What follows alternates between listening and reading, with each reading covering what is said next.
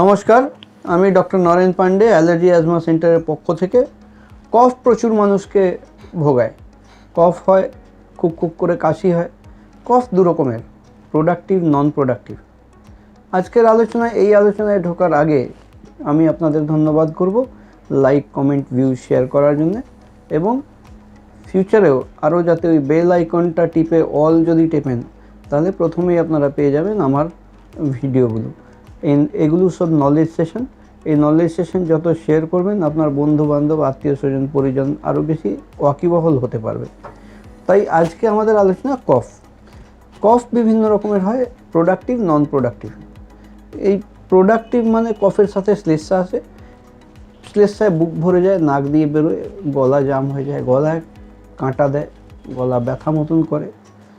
চিকিৎসা আছে, গলায় ব্যথা করলে গলা টিপে দিলেই ঝামেলা চুকে যায়, আর সমস্যা থাকে না। কিন্তু তা তো নয়, আমাদের সেখান থেকে বেরিয়ে আসতে হবে। এই কফ হওয়ার যে প্রবণতা, যে সৃষ্টি হওয়ার বিষয়, এর পেছনে বিহাইন্ড দ্য কার্টেন প্লেয়ার হচ্ছে অ্যালার্জি। এই যাদের এই শুকনো কাশি হয় বা প্রোডাক্টিভ কফ হয়, যাদের কফের সাথে শ্লেষ্মা বেরোয়, বুকে সবসময় মুখ ভরে যায়, গলা ভরে যায় কফ দিয়ে, কথা বলতে গিয়ে একটা থোক্কা চলে আসে, এরকম সাদা কি হলদে সবুজ কফ চলে আসে, এই সমস্ত, বা শুকনো কফ আসে, এগুলো কিন্তু প্রচুর পরিমাণে লাইফ ডিস্টার্বিং ডিসঅর্ডার। আমি একটা কাজ কনসেন্ট্রেট করতে যাচ্ছি, ওখানে হুক করে একটা কাশি চলে এলো, একবারে কাশি এলে অনবরত কাশি আসতে চালু করলো। তো বিহাইন্ড দ্য কার্টেন প্লেয়ার হচ্ছে অ্যালার্জি। এই সমস্ত পেশেন্টদের দেখবেন বেশিরভাগ কষ্টটা আর্লি মর্নিং বা লেট ইভিনিং হয়, সকালে সূর্যোদয়ের সময় বা সূর্যাস্তের সময়। তারপর থেকে ইন্টেন্সিটিটা বাড়ে, এর ট্রিগারিং ফ্যাক্টরটা তখনই পাওয়া যায় বেশি পরিমাণে।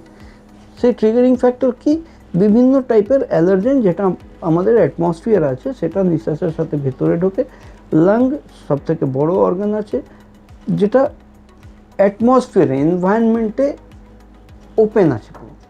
তো আমরা যা নিঃশ্বাস নিচ্ছি সবই লাঙ্গে যাচ্ছে, আর লাঙ্গে গিয়ে তার সাথে ঢুকে ডিফারেন্ট পলিউটেন্টস, তারা ওই মাসসেলের সাথে রিঅ্যাক্টিভিটি করে, মাসসেল ওদেরকে রিসিভ করে একটা অ্যালার্জিক ক্যাসকেড তৈরি হয়ে আইজি রেজ করে দিয়ে, IG is the unit of allergy, যে টোটাল অ্যালার্জি আমার শরীরে কত পরিমাণ আছে। তো সেই আইজিএকে বাড়িয়ে দিয়ে যারা যেরকম অ্যালার্জিক পেশেন্ট আছে, তার সেই ট্রিগারিং জায়গায় গিয়ে সিগন্যাল পাঠায়, আর ওই কফ সৃষ্টি হওয়া, কাশি হওয়া, কুক করে শুকনো কাশি হওয়া, বা শ্লেষ্মার সাথে কাশি হওয়া। দ্বিতীয় কথা, আমরা সাধারণত দেখি যে কেউ কাশছে, ওই কাশি হচ্ছে, তো ঠিক আছে কাশছে, this is our intention. But কিন্তু যার কাশি হচ্ছে, সেই বিষয়টা শুধু বুকের বিষয় নয়। একটা কাশি হওয়া সারা শরীরে ব্যথা বেদনা এনে দেয়। কারণ এই যে কাশি হয়, এই কাশিতে আমার পেট ইনভলভ হয়, পেটের ডায়াফ্রামে খুব জোর চাপ লাগে, অর্থাৎ একটা পেটে ব্যথা হওয়ার সম্ভাবনা থাকে টানের চাপের। আর এই কাশির যে ঝাঁকুনিটা, এই ঝাঁকুনিটা সারা শরীরের মাসল টিস্যুকে একবার ঝাঁকিয়ে দেয়।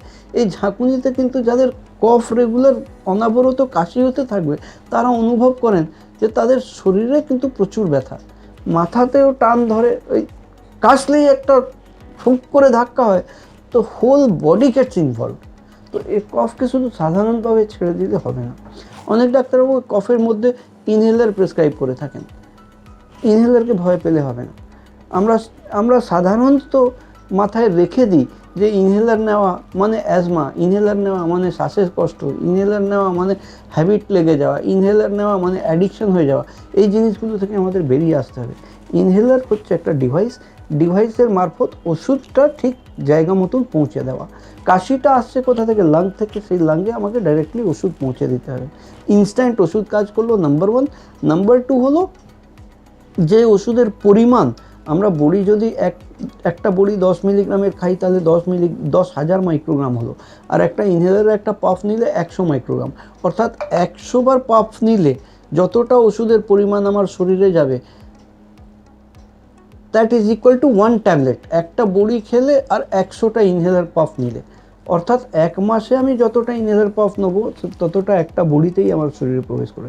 কথা শুধু সেটাই নয়, কথা আবার আছে যে একটা ইনহেলার পাফ যে 100 মাইক্রোগ্রাম রিলিজ হলো, রিলিজ হওয়া মানে পুরোটাই আমার শরীরে অ্যাবজর্ব হওয়া না, তার 8 to 12% আমার শরীরে ইউজ হয়, বাকিটা আবার আমার নিঃশ্বাসে ফেরত বেরোচ্ছে, সেখান থেকে বেরিয়ে আসে। আর এই কফ, এই সমস্ত জিনিসগুলো, এই যে যত অ্যালার্জিক প্রবলেম আছে, এটা রেসপিরেটরি ট্র্যাক্টের প্রবলেম। ওই রেসপিরেটরি ট্র্যাক্টে ভাগ করা হয়েছে আপার রেসপিরেটরি ট্র্যাক্ট, গলা থেকে নাক অবধি, নাক থেকে নিচে বুক অবধি লোয়ার রেসপিরেটরি ট্র্যাক্ট।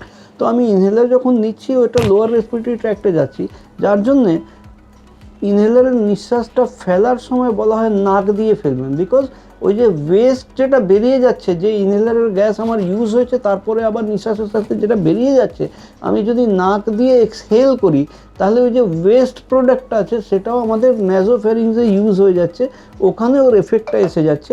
অর্থাৎ buy one get one free এরকম একটা ব্যবস্থায় আমরা চলে আসি। তাই ডিটেল করতে হবে কি, খুঁজতে হবে কোথায়, অ্যালার্জিটাকে খুঁজতে হবে, অ্যালার্জির মডিফাইড স্কিন প্রিক টেস্ট করাতে হবে, সেখান থেকে বার করতে হবে কোন কোন জিনিস রেসপন্সিবল, তার বিরুদ্ধে স্পেসিফিক ভ্যাকসিন করে দিতে হবে। সেই ভ্যাকসিন করলেই বডির মধ্যে একটা ইমিউনিটি বিল্ট আপ হয়ে যাবে, ইমিউনিটি বিল্ট আপ হয়ে গেলে এই সমস্ত ঝামেলা চুকে যাবে।